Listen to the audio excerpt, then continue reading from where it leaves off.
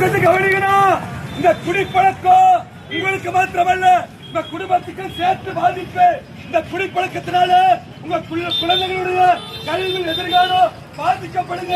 இந்த குடிப்பழக்கத்தினால உங்க குடும்பத்துல வறுமை, இந்த குடிப்பழக்கத்தினால உங்க குடும்பத்துல சண்டை, இந்த குடிப்பழக்கத்தினால உங்க குடும்பத்துல பிரச்சனைனா சம்பாதிக்கிற காசை வீட்டுக்கு கொண்டு போகணும்.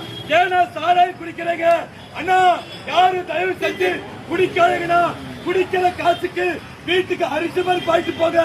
உங்க குடும்பத்தோட பிள்ளைகளோட நிம்மதியை கெடுத்துட்டு இந்த சாராயத்தை ஏன்னா குடிக்கிறீங்க? தயவு செஞ்சு 2 கிழடு கூட்டி கேட்கிற குடிக்காதீங்க.